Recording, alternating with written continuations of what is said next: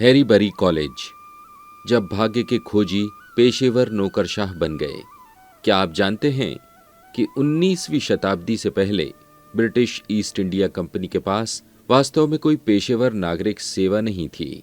इसके बजाय इसे अव्यवस्थित और अविश्वसनीय अधिकारियों के एक ढीले ढाले समूह द्वारा चलाया जाता था, जो सरकारी प्रशासकों के बजाय निजी लुटेरों की तरह अधिक कार्य करते थे। 1750 के दशक में यदि आप एक राइटर बनना चाहते थे तो आपको किसी डिग्री या विशेष कौशल की आवश्यकता नहीं थी।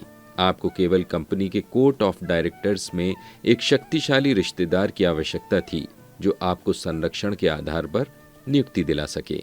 ये युवा अक्सर बुनियादी साक्षरता और अंक गणित के ज्ञान के साथ भारत पहुंचते थे और उनका एकमात्र उद्देश्य अवैध निजी व्यापार के माध्यम से तेजी से स्वयं को अमीर बनाना होता था।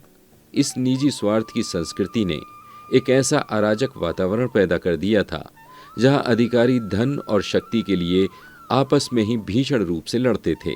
इस भ्रष्टाचार को रोकने के लिए कंपनी ने एक क्रांतिकारी प्रशिक्षण स्थल बनाया, हैलीबरी स्थित ईस्ट इंडिया कॉलेज। क्या आप जानते हैं कि यह प्रभावी रूप से दुनिया की पहली पेशेवर नागरिक सेवा अकादमी थी।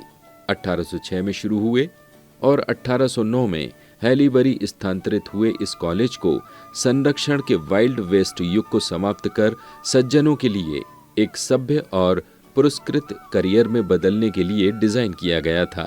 यह परिवर्तन अत्यंत गहन था।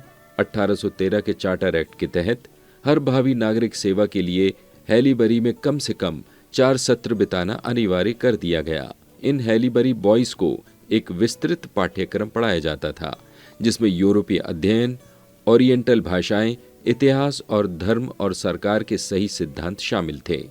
इसका लक्ष्य उन्हें कंपनी के नौकरशाहों के लिए समरूप प्रकार में ढालना था, जिनके पास उच्च व्यक्तिगत नैतिकता और एक साझा पेशेवर लोकाचार हो। 1820 के दशक तक प्रशासकों की इस नई नस्ल ने भारत के शासन के तरीकों को मौलिक रूप से बदल दिया था। सेवा के बाद के एक सदस्य जॉन बीम्स ने उल्लेख किया कि व्यक्तिगत चरित्र के पुराने दिन, जहां एक अधिकारी वही करता था जो वह चाहता था, वह एक प्रक्रिया की स्थापित प्रणाली द्वारा बदल दिए गए थे। हैलीबरी के ये स्नातक एंग्लो इंडियन नौकरशाही के अंग बन गए, जिन्होंने एक ऐसी संस्थागत स्थिरता प्रदान की जिसे 18वीं शताब्दी के लालची सेवक कभी हासिल नहीं कर सकते थे। यह बदलाव उस आधारशिला के रूप में उभरा जिसे बाद में परिपक्व कंपनी राज्य कहा गया।